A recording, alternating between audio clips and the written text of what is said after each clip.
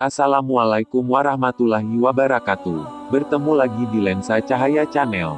Kali ini kita akan menyimak 5 golongan ini tetap masuk neraka meski rajin salat, kata Syekh Ali Jaber. Tapi alangkah baiknya jika tombol subscribe ditekan dan aktifkan loncengnya, itu artinya Anda mendukung siar Islam. Sahabat Lensa, melaksanakan salat 5 waktu setiap hari merupakan kewajiban yang tak boleh ditinggalkan oleh umat Islam. Hal ini karena salat merupakan ibadah pertama yang akan dihisab oleh Allah Subhanahu wa Ta'ala saat hari kiamat kelak. Sebagaimana Rasulullah Shallallahu Alaihi Wasallam bersabda, sesungguhnya pertama kali yang dihisab dari segala amalan seorang hamba di hari kiamat kelak adalah salatnya. Bila salatnya baik maka beruntunglah ia, dan bila mana salatnya rusak, sungguh kerugian menimpanya. Hadis riwayat At-Tirmidzi. Meski begitu, orang yang rajin salat bisa saja tetap masuk neraka.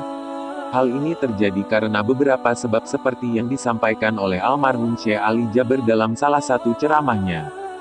Syekh Ali Jaber mengingatkan umat Islam akan berhati-hati dan segera memperbaiki salat agar tidak termasuk dari 5 golongan manusia yang masuk neraka meski rajin salat. 1. Salat tapi percaya dukun. Golongan pertama yang rajin salat tapi akan masuk neraka adalah mereka yang masih mempercayai dukun. Dukun adalah orang yang mengaku bahwa dirinya mengetahui perkara-perkara gaib dan tersembunyi. Dalam hadis riwayat Imam Muslim diterangkan bahwa orang yang percaya kepada dukun maka salatnya tak diterima selama 40 hari. Percaya kepada dukun termasuk dalam kategori dosa besar karena musyrik dan menyekutukan Allah Subhanahu wa Ta'ala. 2. Salat tapi suka bergunjing. Orang yang salat namun suka bergunjing terkait keburukan orang lain juga akan masuk golongan yang masuk neraka. Allah Subhanahu wa Ta'ala berfirman, apakah yang memasukkan kamu ke dalam sakar, neraka?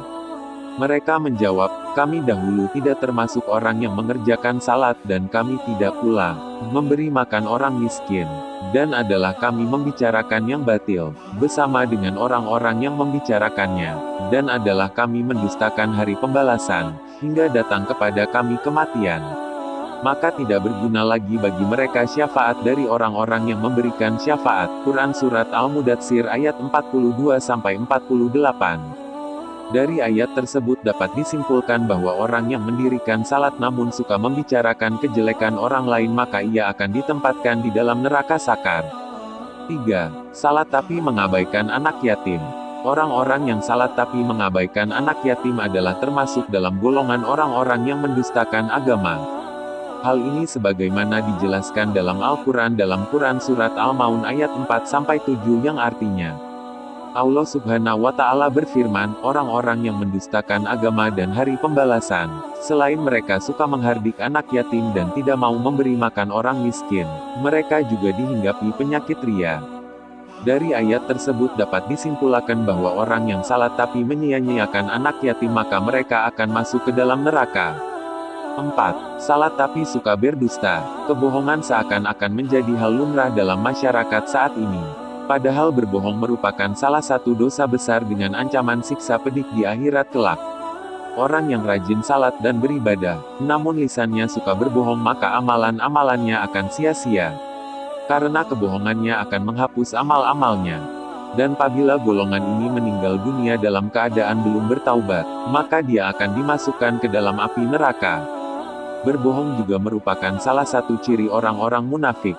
5. Salat tapi minum miras. Golongan yang juga akan masuk neraka meski rajin salat adalah mereka yang minum minuman keras. Mereka menganggap salat hanya rutinitas semata sehingga tidak dibarengi dengan hati ikhlas. Adapun yang termasuk minuman keras yaitu segala jenis minuman yang memabukkan. Rasulullah Shallallahu Alaihi Wasallam mengatakan bahwa setiap minuman keras adalah induk dari segala macam kejahatan.